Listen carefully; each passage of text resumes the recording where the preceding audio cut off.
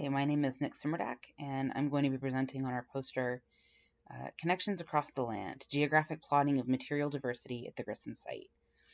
This work is a cumulative effort from 6 students, myself, and Maria Kovach, who are both graduate students in the Culture and Environmental Resource Management program, and then also Jeremy Cobb, Kevin Menzia, Kylie Radovich, and Lauren Otto, who are all undergraduate students with the Department of Anthropology and Museum Studies. All of this work was done under the guidance of our faculty mentor, Dr. Patrick T. McCutcheon. I'm going to start with the abstract.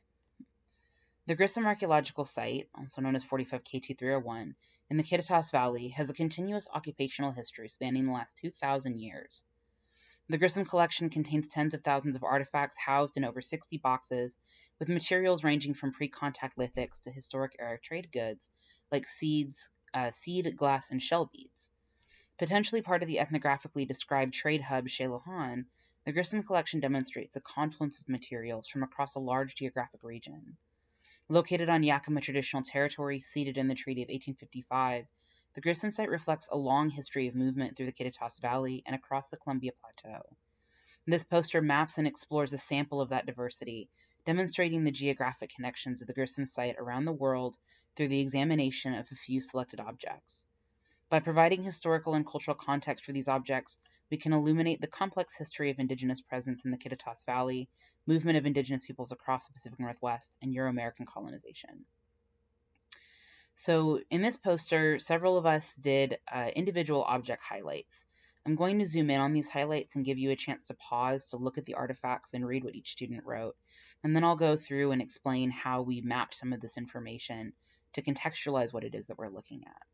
We're going to start with Maria and her work on Chinese cash coin, pictured here.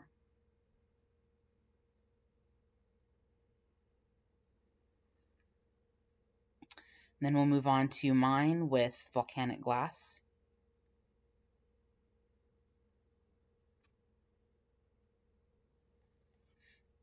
Next, we'll look at Kevin's work on faunal remains.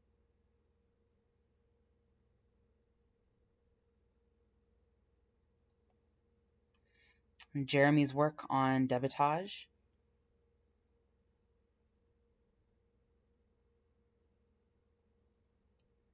And finally, Lauren's work on a historic horseshoe.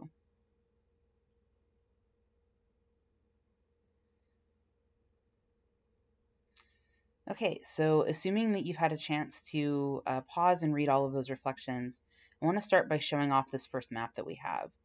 So to give some contextualizing information, we can see the Grissom site roughly marked out here.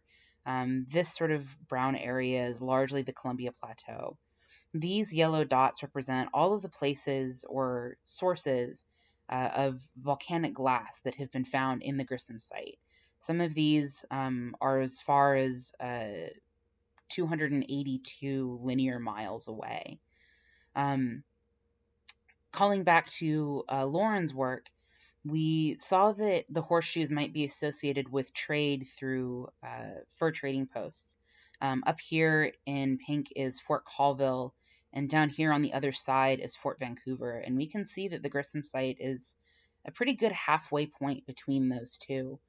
To give a little further context, if we call back on Kevin's part, when we look at the range of pronghorn, which is heavily featured in the faunal remains of the site, we can see that the typical range of pronghorn, and this is a modern range, are not actually over the Grissom site. These two ranges are actually modern introduced ranges. The ranges that we see farther to the south and west over here are the more traditional ranges. So it's clear that the Grissom site is sitting in a pretty specific context of trade and movement, both before the contact of Euro-Americans and after. We can also get a look at some of that. I'm going to flip over to another page to highlight some of these maps better.